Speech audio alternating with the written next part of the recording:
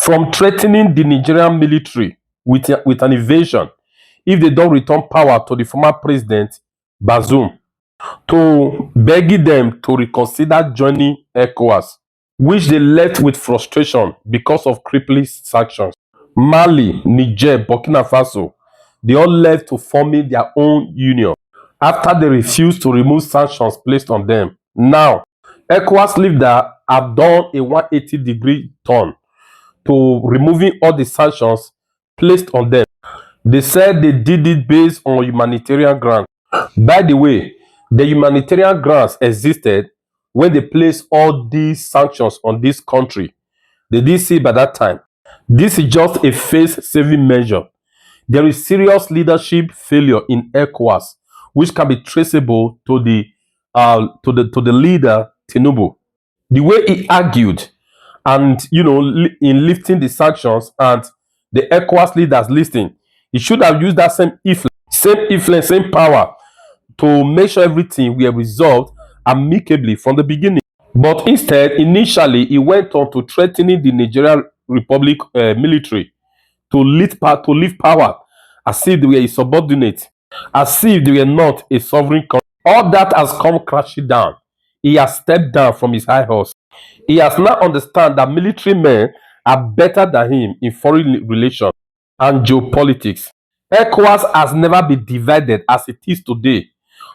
All that can be traced to Tinubu's leadership failure since he became the chairman. A division started in ECOWAS because of his action. Just what he is doing in Nigeria. He removed petrol subsidy without even first forming a federal cabinet. A federal cabinet would have at least looked at a fallback option in case the removal of subsidy boomerangs on the Nigerian economy.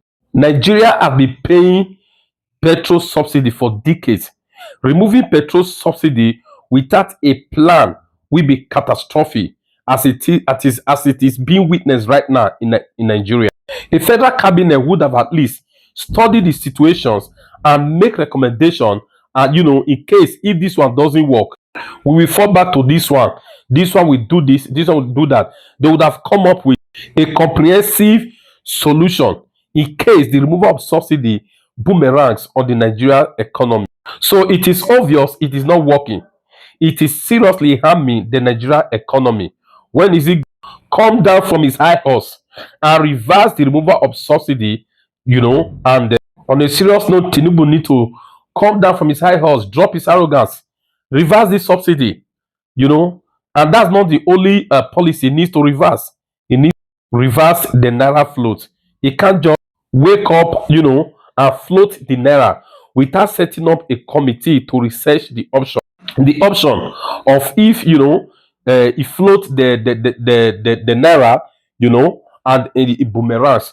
Well, how is it going to mitigate it? What's going to be the option? These are things that should be done after making a lot of research. Even Buhari, who is a military general, he has never operated in the private sector.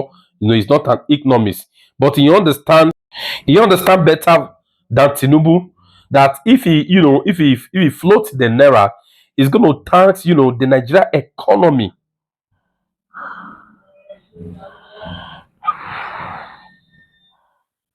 Since the past 8 months, look at the price of goods in the market. Since the naira flow started, prices have tripled in the market, leading to a high cost of living. And Nigeria are already protesting virtually in every part of Nigeria. They have been protesting, calling on the government to reverse these measures so that they make further research and see how they will implement them going forward. Something like petrol subsidy needs to be implemented gradually, not instant cutoff. For example, if they are spending $1 billion on petroleum subsidy per annum, they need to start reducing it gradually, not instant cutoff. No economy will survive such instant removal. You wake up one day, the price of petrol at the filling station has tripled. No, it never worked that way. And before they even talk about removing subsidy, they need to make sure that alternative, energy sources, exist before removing such. In India, for example, They manufacture cars that are only powered by CNG. That is how high in penetration of CNG in their economy. These are the kind of thing the Nigerian government that make sure that they put in place before talking about subsidy removal. Anyone can do anything wrong. No leader is infallible. But the problem arises when the leader sees that something he did is wrong, a policy he put in place is wrong, but pride wouldn't let it come down to reverse it. That is where the problem is. If you put up a policy as a leader and is harming the economy, harming your cities in which you sought to protect, the best thing to do is to reverse it. That is wisdom. That is humility. So they were forced to see reasons, with the Nigerian Republic and the rest, after these guys, Mali, Niger, Burkina Faso, they left Ecowas. They have to reverse their policy to humble themselves to reverse the policy. We all know they were working for France or maybe another country to make sure they force the Nigerian military out of power. But the Nigerian military were able to weather the storm before we see the full list of sanctions lifted by the ECOWAS, against the Niger Republic and other country. It is important we see. It is very important, we understand that Nigeria, has a soft power, in West Africa. But let me tell you the truth. It has gradually, lose it, because of the leadership failure of Tinubu. The cutting off of power supply to Niger, when there was already an agreement that it must never be cut off without a prior warning, is already a signal to them that Nigeria was fighting them. If Tinubu, have handled this issue responsibly and apply wisdom like we are calling on him then, he would have been able, to resolve the Niger issue without even involving ECOWAS, because we are brothers and we are like big brothers to them. And the Nigeria were able to call his shenanigans bluff. Look at where it has left us. That respect, we've lose it. We have been humiliated in the eyes of the world. That's not the only humiliation we suffered recently. A small country like Qatar also humiliated us recently by declining his request to visit the country on state visit. In this list letter, Qatar authorities sent to the Nigeria Ministry Affairs, Idris. The letter reads, please give me your listening ear as I read now. He said Qatar reject Tinubu's invitation request for business visit. Qatari authority have turned down President Bola Tinubu's request to visit the nation and hold a business and investment forum. The Qatari government, in a letter to the Ministry of Foreign Affairs on Thursday, disclosed that it will not be able to welcome Mr. Tinubu and hold the proposed forum on March 2 and 3 due to the lack of legally binding agreement between Qatar and Nigeria for the promotion of investment. It also noted that its Ministry of Commerce had other commitments on the day Mr. Tinubu desired to visit. The embassy has the honor to inform that the embassy has the honor to inform that the Ministry of Commerce and Industry apologize that it will not be able to hold a business and investment forum as proposed by the Nigeria side because there is no any agreement signed between the states of Qatar and the Federal Republic of Nigeria on investment promotion and protection. The letter sent to the Foreign Affairs Ministry on February 22 stated the combination further stressed that its Commerce and Industry Minister Sheikh Mohammed bin Amin bin Kasim Atami will be carrying out official measures outside the country during the upcoming visit period, which makes him unavailable to meet with the Nigeria leader. It added that his officials would be too busy because Qatar was hosting his own web summit. The same time Mr. Tinubu planned to visit, the state of Qatar will be hosting a web summit during the suggested period, and the state authority will be preoccupied with this event. The letter indicated the Qatari government failure to reschedule the business forum to a more convenient period, perhaps suggested his unwillingness to forge any economic alliance with Nigeria. Last year, the United Arab Emirates Authority faulted an announcement that visa ban on Nigeria had been lifted after Mr. Tinubu visited the United Arab Emirates. So whether they wanted to hold this meeting by the sideline in Qatar just for propaganda purposes, how can they plan a meeting with the country without prior agreement?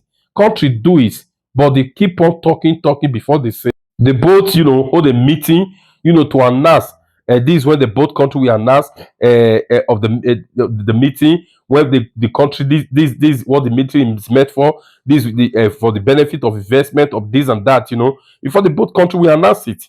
Qatar is a very small country, but they've managed their wealth very well. They have one of the highest GDP per capita in the world, unlike Nigeria. Nigeria, we didn't manage our oil well very well. That's why we have one of the poorest people in the world. So it is very, very disgraceful that they are begging a small country, to hold meeting with them, where they can look back inward in Nigeria and try to do the best they can. All the money they are wasting, and also, taxing everywhere. It's not just by taxing. When conglomerates, and are running out of your country, even your even private sector, local businesses are folding up. Who are you going to tax? It is time to start investing in Nigeria's economy to create employment so that people who are, employed in Nigeria can pay tax to the government. That is how this thing works. If they are able to solve the issue of insecurity, that will ensure that farmers go back to their farms. We have, more production of food, which will encourage, reduction of food in the market. But no, they are more interested in taxing people where the tax is not available. Also, they are more interested, in buying cars, expensive car for National Assembly members, renovating homes that people are not living, wasting money. That's all they know. All his so-called travels, Nigeria doesn't benefit. Tell me the truth, dear listener. What benefit has all his traveling? What benefit has it brought to Nigeria so far? Let's be realistic. Why not sit back at home and find solution to all the problem bedeviling, the country? We are not even telling them to solve the existing problem. No, the problem they created since they grab power, snatch it, and run with it. They should reverse all these policies, at least to leave the economy where they met it. It wasn't good before, but it was better, far better now. Yeah, it was far better compared to the way it is now. You will agree with me, the economy was far better. A few months ago, the exchange rate was about 750 naira per dollar. But right now, a dollar is over 1,800. Now, let's see the sanction they lifted on Niger Republic. All the closures of land border and air has been lifted between Ecowas and Niger Republic. No flight zone between Ecowas, no flights, commercial flight, no flight zone, between Ecowas and the Niger Republic has also been lifted. Suspension of all commercial transactions between Niger Republic and all Ecowas states has also been lifted. Freezing of all transactions, including all energy transactions, has also been lifted. Freezing of all assets of Niger Republic in all Ecowas banks has also been lifted. Suspension of all Ecowas financial assistance and all has also been lifted. Imposition, of travel ban on all the military officials involved in the coup and their family members has also been lifted. What remains now is to see how they will respond, because all this request was made by the by the Niger Republic, leadership then, but the ECOWAS leaders turned deaf ears. I will keep you updated when they respond. Thanks for watching. Please like and share. Thanks.